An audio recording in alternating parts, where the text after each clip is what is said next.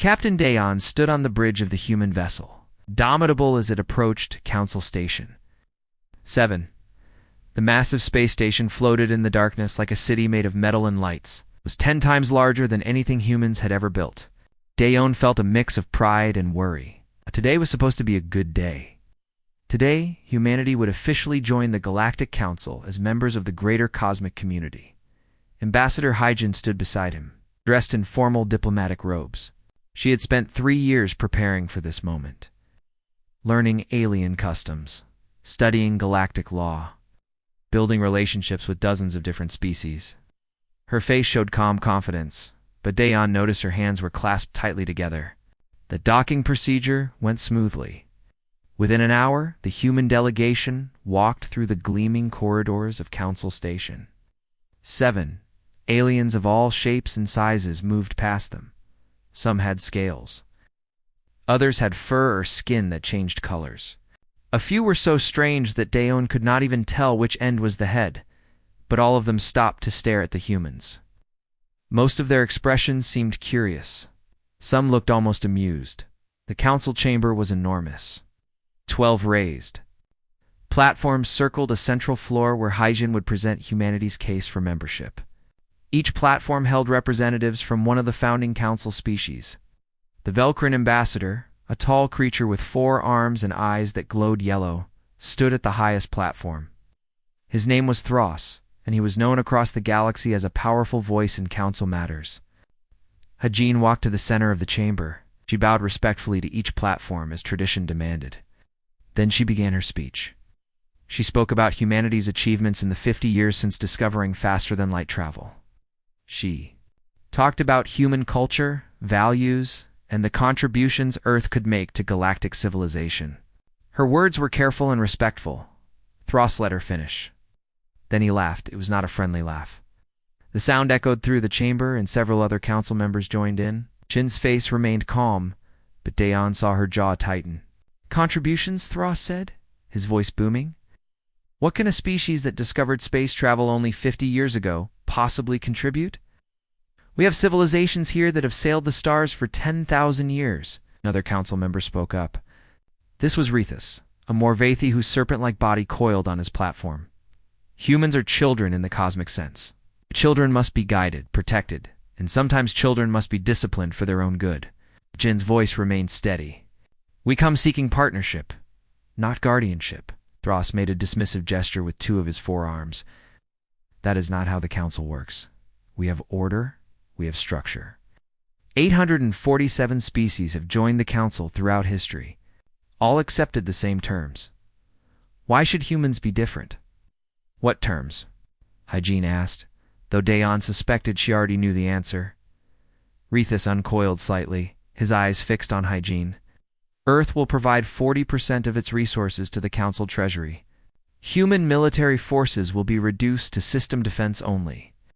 All major decisions regarding trade, expansion, and foreign policy will require council approval. In exchange, you receive the protection and wisdom of the council. The chamber fell silent. Dayon felt his stomach drop. These were not terms of membership. These were terms of surrender. Dayon took a deep breath. Those terms are unacceptable. We came here as equal-seeking allies, not as subject-seeking masters. More laughter rippled through the chamber.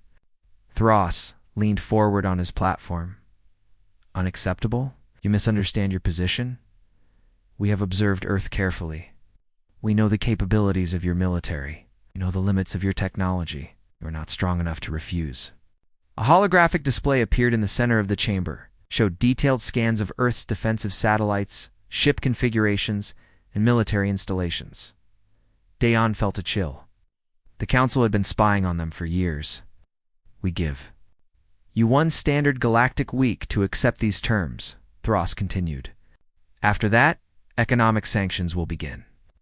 Trade with all council species will cease. Your colonies will be isolated. If you continue to refuse, military enforcement will follow. We have done this many times before. Always ends the same way. Hyjin stood perfectly still for a long moment. Then she spoke, and her voice cut through the chamber like a knife. Ambassador Thros, Counselor Rethus, members of the Galactic Council. Humanity thanks you for making your position clear. We request a recess to consult with our government on Earth. Granted, Thros said with a wave. 1 week. Do not waste it. The walk back to the Indomitable felt longer than before. The aliens they passed no longer looked curious. They looked at the humans with pity or contempt, as if they were already defeated. Once aboard, Daeon sealed the bridge and turned to Hyjin. I've been planning this the whole time. The invitation, the ceremony, all of it was just theater. Hyjin nodded slowly. She moved to the communications console and opened a secure channel to Earth. Her hands were no longer clasped tight. They were steady as stone. Send everything we recorded to the Security Council, she said to the communications officer. Every word, every scan they showed us. Make sure it reaches everyone. Every nation, every colony, every human settlement. Daeon understood. The council thought they were dividing humanity into those who would accept slavery and those who would foolishly resist. But they had made a terrible mistake. They had united every human under a single cause. Nothing brought humans together faster than a common enemy. As the Indomitable prepared to depart Council Station 7, Daeyoon noticed something interesting. Not all the council representatives had laughed at Hyjin's refusal. A younger species representative named Kess, a Talvani with green skin and large eyes, had watched the proceedings with what looked like discomfort, perhaps even shame.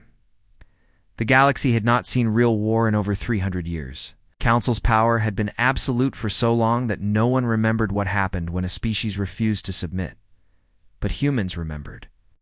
Earth's history was written in the blood of countless wars. Humans knew conflict in their bones. The Council was about to receive an education. They would learn what humans had always known, that freedom is worth any price, that some species cannot be tamed, and that sometimes the smallest and youngest dog has the sharpest teeth. Hyjin stared at the view screen as Council Station 7 shrank behind them. Send one more message, she told the communications officer, addressed to all of Earth. Tell them we said no, tell them to prepare, and tell them we will never bow. The message was sent. The week began counting down, and across human space, from Earth to Mars to the furthest colonies, people received the news and understood what was coming. There would be no surrender. There would be no submission. There would only be war. The galactic week passed with no word from Earth. This puzzled the council members. Most species responded within hours when facing such ultimatums. They either accepted the terms immediately or sent desperate messages begging for negotiations. Some tried to bargain.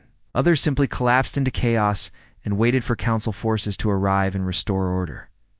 Humans did none of these things. They went silent. On the 6th day, Ambassador Hyjin requested another assembly at Council Station 7. Thros agreed immediately, confident that the humans had finally understood their position. He expected groveling, perhaps tears, certainly surrender. The council chamber filled quickly. Word had spread that the humans were returning with their answer. Many younger species sent observers, curious to see how this unusual situation would resolve. Thros sat on his raised platform, all forearms crossed in a gesture of authority. Hyjin entered the chamber alone this time. She wore the same formal robes, but something about her had changed. She walked differently. Her steps were measured and purposeful. Her face showed no emotion at all. She stopped at the center of the chamber and looked up at Thros. No bow this time, no respectful gestures. She simply spoke. The United Nations of Earth has reviewed the Council's terms. We have consulted with every nation, every colony, and every settlement. Our answer is unified and final. We decline. The word hung in the air like a physical thing. Decline. Not refuse, not reject. Just a simple, cold decline, as if she were turning down an invitation to dinner. The chamber erupted. Counselors shouted in dozens of different languages. Thros's yellow eyes blazed with anger. Rethus uncoiled from his platform, his serpent body rippling with agitation. You decline, Thros roared. You understand what this means? Economic sanctions begin immediately. No council species will trade with Earth. Your colonies will starve. Hyjin's expression did not change. We understand. Rethus spoke next, his voice trying to sound reasonable. Ambassador, please reconsider. The council has overwhelming military power. 43 battle cruisers, Weapons technology centuries beyond yours. You cannot win this. We are not trying to win, Hai-Jin said quietly. We are refusing to lose our freedom. There is a difference. She turned and walked out of the chamber without another word. The council members sat in stunned silence. In 3,000 years of council history, no species had ever responded this way. On Earth, the reality of war settled over humanity like a heavy blanket, but it was not the panic the council expected. Something else was happening. Something the aliens could not understand because they had never seen it before. Humanity was getting angry. Colonel Minho stood in the command center deep beneath the Rockies. Around him, dozens of screens showed military preparations happening across the solar system. He was 58 years old, with gray hair and a face marked by old scars. He had fought in 3 wars on Earth before humanity reached the stars. Now, he would fight a 4th war. It's time for all of humanity. His staff gathered around a large holographic display showing the solar system. Red markers indicated likely approach vectors for Council forces. Blue markers showed human defensive positions. There were far more red markers than blue ones. We're outnumbered, outgunned, and outteched, said one of his junior officers, a young woman named Lieutenant Park. How do we fight this? Minho smiled, and it was not a pleasant smile. By remembering what we're good at. The Council has better ships and better weapons, but they've been at peace for 300 years. They've forgotten something important. What's that, sir? Humans are really, really good at killing each other. We've spent 10,000 years perfecting it, and everything we learned fighting ourselves, we're about to use on them. He gestured to the holographic display. They'll come in with their fancy battle cruisers, expecting a traditional fleet engagement. They'll look for our military vessels in defensive stations. They'll follow their doctrine and training. Minho's smile widened. We're not going to give them that. We're going to turn our entire solar system into a trap. Every asteroid, every moon, every satellite, everything becomes a weapon. We're going to fight the way humans have always fought when defending our homes. Dirty, desperate, and without mercy. In the orbital shipyards above Earth, Giwan worked with barely any sleep. She was 32 years old, an engineering genius who had designed 3 of Earth's fastest ships. Now she was designing something different. Something the galaxy had never seen. Her assistant Salman brought another cup of coffee and looked at the designs on Giwan's screen. This is crazy. You're turning mining ships into warships? Giwan nodded, her fingers flying across the keyboard. Not just mining ships. Cargo haulers. Passenger vessels. Anything that can fly. We strip out everything non-essential. Add armor plating. Mount weapons. The Council will scan for military vessels and see only civilian traffic. Until we activate them? Will it work? Salman asked nervously. It has to. Juan pulled up another screen showing a cargo ship before and after modifications. The Council thinks in terms of military versus civilian. They have rules, conventions. We're going to ignore all of that. Every human ship becomes a potential weapon. Every station becomes a fortress. We can't match their technology, so we match their numbers through sheer audacity. On Mars, Colony Administrator Hyunwoo held a town meeting in the main dome. 3,000 people crowded in, their faces worried. The Council's sanctions had already begun. Supply ships from other species stopped coming. Trade routes closed. Mars Colony, which imported 40% of its food from Earth, faced potential starvation. I won't lie to you, Hyunwoo said, his voice steady. The next few months will be hard. Maybe the hardest thing any of us have faced. But Mars was built by people who refused to give up. We survived dust storms, equipment failures, and a dozen near disasters. We'll survive this too. He pulled up a chart on the big screen. We're implementing emergency agricultural protocols. Every dome converts to food production. We ration carefully. Share everything. The Council thinks cutting off our supplies will break us. They're wrong. A voice from the crowd called out, "What if they attack?" Mars has no defenses. Hyunwoo smiled grimly. That's what they think. but Colonel Minho has been sending us military equipment disguised as mining supplies for the past year. We've been preparing for this. Mars may not have battleships, but we have something better. We have people who refuse to quit." The crowd began to applaud. Then someone started chanting, "Earth. Mars human. Ours." Others joined in. Within seconds, 3,000 voices shook the dome with defiant pride. Back at Council Station 7, young observer Kess watched the preparations through long-range sensors. She saw human activity increasing across their solar system, but the patterns made no sense. Military vessels gathered near Earth, yes, but civilian ships were also moving into strange positions. Satellites that had been dormant for years suddenly activated. She pulled up the data on her private console, the one the senior counselors did not monitor. Her species, the Talvani, had accepted council terms 200 years ago. They gave up their freedom without a fight. She had grown up learning that this was wisdom, that resistance was foolish. But watching the humans prepare, something stirred in her heart. They were going to lose. Every tactical analysis said so. Yet they prepared anyway. They chose freedom over survival.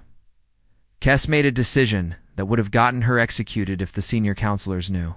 She sent an encrypted message to Ambassador Hyjin. The message contained detailed information about the Council enforcement fleet.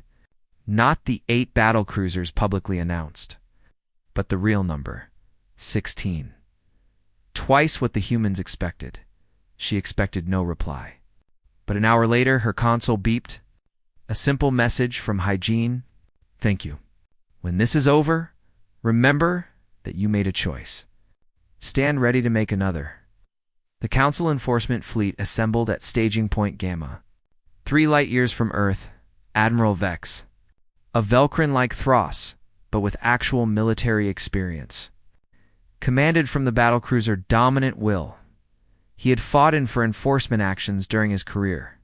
All had ended within days. He addressed his fleet commanders via holographic link. "This will be simple. We jump to Earth's orbit, demonstrate our overwhelming power, and accept their surrender. Humans are emotional creatures. They'll collapse when they see what they face." One of his subordinates asked, "What if they actually fight, Admiral?" Vex laughed, all 4 of his arms gesturing dismissively. "Then we crush them quickly and efficiently. Either way, we'll be home within a week." The fleet jumped into faster-than-light travel, heading for Earth. None of them knew that every moment of their journey was being tracked. Human reconnaissance drones, tiny things barely larger than a fist, watched from a distance and transmitted everything back to Colonel Minho's command center. Minho watched the incoming fleet on his screens and spoke quietly. "Here they come. 16 battle cruisers. Probably 30,000 crew total. They think they're going to a simple enforcement action." He looked at his staff, his old eyes hard as stone. "Let's teach them about fighting humans on human ground." Admiral Vex brought his fleet out of faster-than-light travel at the edge of Earth's solar system. His sensors immediately began scanning for human defensive positions. He expected to find military stations, perhaps a defensive fleet gathered near Earth. Maybe some desperate attempts at minefield deployment. Instead, TA's sensors found almost nothing. A few satellites in distant orbits. Some scattered debris. The occasional cargo ship moving between Earth and Mars. Everything looked quiet. "Too quiet. Scan again," Vex ordered his sensor officer. "Full spectrum." "They must be hiding something," the scans repeated. Same results. The tactical officer reported, "Admiral, we're detecting minimal military presence. A handful of patrol craft near Earth. Some defensive platforms around major cities. Nothing that could threaten us." Vex felt uneasy, but pushed the feeling aside. Perhaps the humans had finally understood the futility of resistance. Perhaps they were preparing to surrender after all. He ordered the fleet to advance toward Earth at standard approach speed. The 16 battlecruisers moved through the solar system in perfect formation. They passed Neptune's orbit, then Uranus. Everything remained quiet. Vex's crew began to relax. Some even joked about the easy mission. They were halfway between Jupiter and Mars when the trap sprung, A cargo ship drifting near the asteroid belt suddenly changed. Its civilian hull split apart, revealing missile batteries underneath. Before Vex could even shout a warning, dozens of missiles launched toward his fleet. Then another cargo ship revealed itself, and another. Within seconds, the space around the Council fleet filled with missiles coming from every direction. What Vex had thought were abandoned satellites activated, firing lasers and railguns. Asteroids themselves split open to reveal hidden weapons platforms, the Council fleet's point defense. Systems activated automatically, trying to shoot down the incoming missiles. They destroyed many, but there were too many targets. The first missile struck the battlecruiser Evening Star on its port side. The explosion tore through 3 decks. 17 crew members died instantly. More missiles hit home. The battlecruiser Iron Law took 5 direct hits and went dark, drifting helplessly. The Absolute Order's engines exploded, sending the ship spinning out of control.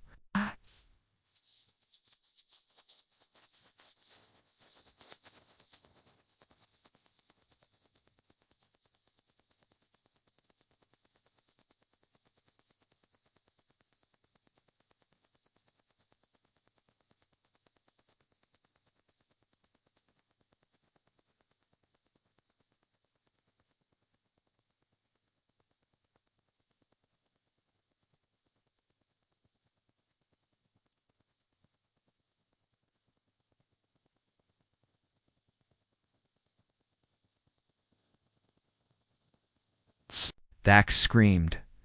Return fire. Target those platforms. But targeting what? The human weapons were scattered across millions of kilometers. Small platforms hidden in asteroid fields. Disguised ships that looked like civilian vessels until they attacked. There was no central target to strike. No obvious command ship to destroy. Colonel Minho watched from Earth Command as his ambush worked exactly as planned. They expected a fleet battle. We gave them. Guerrilla warfare in space. Target priority to their command ships. Let's take out their leadership. G1's engineering modifications proved their worth. Human missiles used simple brute force tactics that sophisticated Council computers never anticipated. Instead of trying to outthink the enemy's point defense AI, they simply overwhelmed it with numbers and random patterns. For every missile destroyed, 3 more got through. Captain Dayoon commanded a squadron of 12 human warships, each one smaller and faster than a Council battlecruiser. His ship, the Indomitable, darted through the chaos like a hunting wolf. The Council ships were designed for long-range combat and orderly engagement. Human ships got in close where their larger guns couldn't track effectively. Target their sensor arrays, Dayon ordered. Blind them first, then go for the engines. The Indomitable flew straight at the battlecruiser Eternal Decree, firing continuously. The larger ship tried to turn its main weapons to track the smaller human vessel, but Dayon anticipated every move. He had studied the Council's tactical doctrine for months. They fought by the book. Humans were writing new books as they went. A laser blast from the Eternal Decree grazed the Indomitable's shields and alarms blared on the bridge. Dayon ignored them and pressed the attack. His ship released a spread of missiles at point-blank range, too close for the battlecruiser to effectively defend. The missiles slammed into the Eternal Decree's bridge section. The massive ship shuddered and began listing to one side. All across the battlefield, human pilots demonstrated a reckless bravery that terrified Council crews. They flew patterns that should have been suicide runs, but somehow worked. They used their ships like weapons, ramming when necessary. They never retreated, never hesitated. Admiral Vex tried desperately to regain control of the situation. Ordered his remaining ships to form a defensive sphere and concentrate their fire. It was the correct tactical response according to every manual. But the humans did not cooperate with standard tactics. Mining lasers. Designed to cut through asteroids, focused on Council ships with devastating effect. Industrial equipment became weapons of war. The battlecruiser Standing Fortress took a mining laser hit to its reactor section. The ship exploded in a brilliant flash that temporarily blinded every sensor in the battlespace. How many have we lost? Dex demanded. His tactical officer's voice shook. 7 battle cruisers destroyed. 4 more heavily damaged and unable to fight. We've lost more than half our combat effectiveness. 7 battle cruisers, each one carrying nearly 2,000 crew. 14,000 council soldiers dead or dying, and the battle had been going for less than an hour. This was supposed to be an enforcement action, not a war. Dex made the hardest decision of his military career. All ships, prepare to retreat. We're pulling back to another explosion rocked the dominant will. The human weapons had found his flagship. Dex's chair threw him across the bridge as artificial gravity failed. Emergency lights activated, bathing everything in red. His communications officer, bleeding from a head wound, shouted over the alarms. Admiral, they've mined our retreat.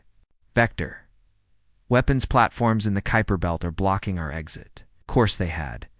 The humans had planned every aspect of this ambush. They knew the Council fleet would try to retreat the same way they came. So they cut off that escape route too. Dex pulled himself back to his command chair. His options had run out. Could continue fighting and lose his entire fleet, or he could do something that no Council admiral had done in 300 years. He could surrender. Open a channel to the human command, Dex said quietly. His officers stared at him in disbelief. Do it now. The holographic display activated, showing Colonel Minho's face. The old human officer looked tired but determined. Behind him, tactical displays showed the complete destruction of the Council fleet's combat effectiveness. Admiral Vex Minho said, I'm listening. I request terms of surrender, Dex said. Each word felt like swallowing glass. We will power down our weapons and submit to your authority. Minho nodded slowly. Your remaining ships will be disarmed completely. All Council personnel will be held as prisoners until diplomatic arrangements are made. We will provide medical care for your wounded. You will surrender all tactical data, including sensor logs and communications records. And if I refuse? Vex had to ask, though he already knew the answer. Then we'll destroy every ship you have. We've already proven we can do it. Your choice, Admiral. Surrender or die. Looked at his crew. Young Velkrin, who had joined the military expecting glory and easy victories. They were bleeding, terrified, and beaten. He had led them into this disaster by underestimating the humans. He would not compound that error by getting them all killed. We accept your terms, Dex said. All ships, stand down. Power down weapons and engines. Across the battlefield, Council battlecruisers went dark one by one. Human ships moved in, boarding parties ready. Giwan's engineering teams would soon have access to Council technology, able to study it and learn from it. But more important than the technology or the prisoners was the message this battle sent across the galaxy. The mighty Council enforcement fleet, which had subjugated dozens of species, had been utterly defeated by humans defending their home system. News traveled fast in the galactic community. Within hours, every species knew what had happened at Earth.